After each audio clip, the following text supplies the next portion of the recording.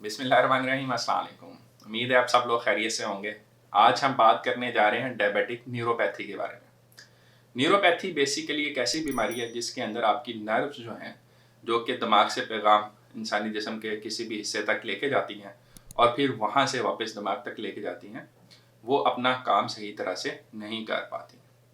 आप कुछ लिख रहे हैं, आप कुछ पढ़ रहे हैं, आप चल रहे हैं, आप हत्ता कि कोई भी काम कर रहे होते हैं, तो उसके अंदर नर्व्स का एक बहुत इम्पोर्टेंट रोल होता है, क्योंकि नर्व्स ही पैगाम दिमाग से लेके जाती हैं और फिर दिमाग तक वापस भी लेके जाती हैं। डायबिटीज़ के पेशेंट्स में क्या होती है कि जब शुगर बहुत ज़्यादा बढ़ी रहती है, तो फिर उससे ये नर्व्स डैमेज होना शुरू हो जाती हैं। जब ये नर्व्स डैमेज होती हैं, तो फिर ये अपना काम ज़ाहिर है सही तरह कर नहीं पाती। तो इसको हम कहते हैं डायबिटिक न्यूरोपैथी। अब न्यूरोपैथी के क्या-क्या कॉम्प्लिकेशंस हो सकती हैं, इसके बारे में जानने की कोशिश करते हैं। अक्सर आपने डायबिटीज़ के पेशेंट्स को देखा होगा कि वो कंप्लेंट करते रहते हैं कि उनके हाथ-पाँव जो हैं वो अक्सर सुन्न हो जाते हैं। अमूमन ये आम लोगों में भी हो जाता है, लेकिन डायबिटिक्स के अंदर जो है वो बहुत कॉमन होता है। ये एक पहली इंडिकेशन है कि कोई शख्स जो है वो न्यूरोपैथी का शिकार हो रहा है। शुगर मुसलसल ज़्यादा रहने से जब नर्व्स डैमेज होना शुरू होती हैं, तो फिर पैगामात का जो सिलसिला दिमाग से जिस्म तक जा रहा होता है, वो रुकना शुरू हो जाता है। यहाँ तक कि जब ये प्रॉब्लम काफ़ी बढ़ जाता है, तो फिर इम्पोर्टेंट जो पैगामात होते हैं, वो भी जाना बंद हो जाते हैं। जैसे कि अगर आपको चोट लग जाए, तो फ़ौरन आपको एक दर्द का एहसास होता है और उस दर्द के एहसास की वजह से आप फ़ौरन देखते हैं कि मुझे यहाँ पे दर्द क्यों हो रहा है। जैसे अगर आपके पाँव के ऊपर चोट लग जाए, तो आप फ़ौरन देखेंगे कि मेरे पाँव के ऊपर क्या लगा है या कैसे चोट लगी है। अगर आप देख नहीं भी रहे, तो आप अपने दिमाग की इस पेन की सेंसेशंस की वजह से फ़ौरन जान लेंगे कि मेरे पाँव के ऊपर चोट लगी है। लेकिन डायबिटिक न्यूरोपैथी के जो पेशेंट्स होते हैं, उनमें ये एहसासात आहिस्ता-आहिस्ता ख़त्म होना शुरू हो जाते हैं। इससे क्या होता है कि फिर अगर डायबिटीज़ के ऐसे पेशेंट जो न्यूरोपैथी का शिकार हैं, उनके पाँव के ऊपर ज़ख्म हो जाए, तो उन्हें अक्सर पता ही नहीं चलता।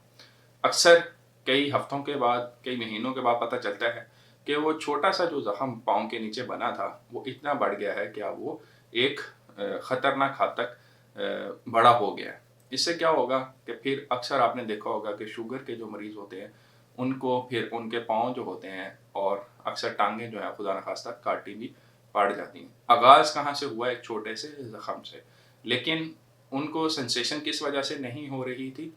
न्यूरोपैथी की वजह से। तो इसलिए बहुत ज़रूरी है कि जो शुगर के मरीज़ हैं, वो अपनी शुगर का अच्छा कंट्रोल रखें, वरना न्यूरोपैथी के साथ-साथ और भी बहुत सारे मसाइल्स का उन्हें सामना करना पड़ सकता है। इसके अलावा एक और इम्पोर्टेंट कॉम्प्लिकेशन जो न्यूरोपैथी की वजह से आपने सुनी भी होगी शायद, वो ये होती है कि अक्सर मरीज़ों को साइलेंट हम कहते हैं कि एमआई हो गया। साइलेंट एमआई से मुराद ये है कि मरीज़ को दिल का अटैक हुआ होता है, लेकिन उसको पता नहीं होता। हमारे पास आते हैं मरीज़, आके हमें कहते हैं जी मुझे तो कभी भी दिल का मसला नहीं था, लेकिन जब हम उनकी ईसीजी करते हैं जो तो पता चलता है कि इसको पहले दिल का अटैक हो चुका है। अक्सर क्या होता है कि मरीज़ को उस तरह की सेंसेशंस न्यूरोपैथी की वजह से नहीं हो रही, क्योंकि दिल के अटैक में भी आपने देखा होगा कि कई लोगों को बहुत शदीद दर्द होता है। वो जो दर्द का एहसास होता है, अगेन वो किस वजह से होता है? नर्व्स की वजह से होता है। अगर न्यूरोपैथी होगी तो वो पेन का एहसास नहीं होगा। मरीज़ को लगेगा शायद मुझे वैसे ही कोई हल्की-फुल्की घबराहट या और किसी किस्म का, अक्सर लोग समझते हैं शायद मैदे का मसला हो गया। लेकिन उसका ध्यान इस तरफ नहीं जाता अक्सर कि मुझे दिल का इतना बड़ा अटैक भी खुदा न ख़ास्ता हो सकता है। क्यों? क्योंकि उससे न्यूरोपैथी होती है, उससे पेन का वो वाली फीलिंग नहीं आ रही होती, जो अमूमन दिल के अटैक के मरीज़ों में आती है। तो इसलिए अगेन मैं बात करूँगा, सबसे पहले बहुत ज़रूरी शुगर का अच्छा कंट्रोल करना। अगर शुगर का अच्छा कंट्रोल होगा, तो न्यूरोपैथी नहीं होगी और इस तरह के मसाइल्स नहीं होंगे। बल्कि आगे जाके वीडियोज़ में हम बात करेंगे कि शुगर की वजह से और क्या-क्या कॉम्प्लिकेशंस हो सकती हैं खुदा न ख़ास्ता, उससे भी आप बच सकेंगे। इसलिए शुगर को अच्छा कंट्रोल करें, डाइट पे ख़ास तवज्जो दें, वाक को अपना मामूल बनाएँ और डॉक्टर की तजवीज़ करदा दवाई को ज़रूर खाते रहें। उम्मीद है आपको ये वीडियो पसंद आई होगी। वीडियोज़ को देखने का, चैनल को सब्सक्राइब करने का आपका बहुत शुक्रिया।